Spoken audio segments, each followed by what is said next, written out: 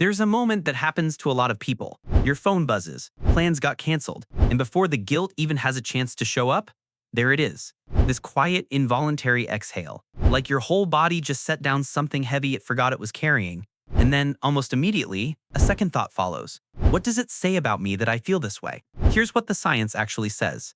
Your nervous system is not malfunctioning, it's communicating. And the fact that we've been culturally trained to feel ashamed of that signal is worth examining very carefully. Psychologist Elaine Aron's foundational research identified that roughly 15 to 20% of the population has what she termed a highly sensitive nervous system, one that processes sensory and emotional information more deeply than average.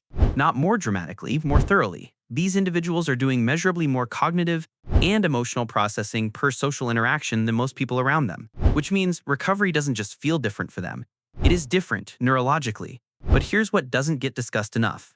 You don't have to be highly sensitive to need solitude. You just have to be honest. Researcher Reed Larson, who spent years studying voluntary solitude, found something consistent in the data. When people chose time alone not as punishment, not out of avoidance, but as a genuine preference, they returned to social environments with improved mood, sharper self-awareness, and greater emotional availability. The operative word was chosen. That distinction separates restoration from isolation entirely, and yet somewhere along the way, our culture conflated the two. We see someone eating alone and feel concern.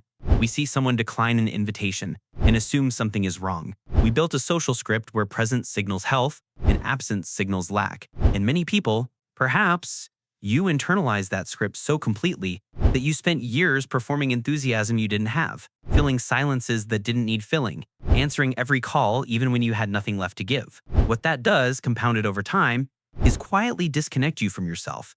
When you're never still, you never hear the signal underneath the noise. Your values, your actual preferences, your unprocessed emotions, they don't disappear when you stay busy, they just go unread. And that creates a particular kind of exhaustion that no amount of sleep resolves, because it isn't physical fatigue. It's the cost of living slightly outside yourself for too long. Now, and this part matters, solitude is not inherently virtuous. It can be misused. There is a version of being alone that is genuinely restorative, and there is a version that is avoidance, wearing a comfortable face. The honest difference? Restoration leaves you feeling fuller. Avoidance leaves you feeling flatter. Not rested, just more numb. If you've had a weekend alone and felt worse at the end of it, that's useful information. Not a judgment, information. The people who navigate solitude most effectively are not defined by it. They don't wear it as an identity. They treat it the way you'd tend to anything that requires regular care. They go inward, they process, they return. And when they do return, they show up more present, more regulated, and more capable of genuine connection, because they haven't spent their energy performing, a version of sociability that costs them more than they had. In a world that profits from your distraction and engineers entire platforms to make stillness feel unbearable, choosing to be alone with your own thoughts, without filling the silence, might be one of the most quietly radical decisions you can make. So if canceling plans has ever felt like breathing again, your nervous system isn't broken, it's just finally being heard.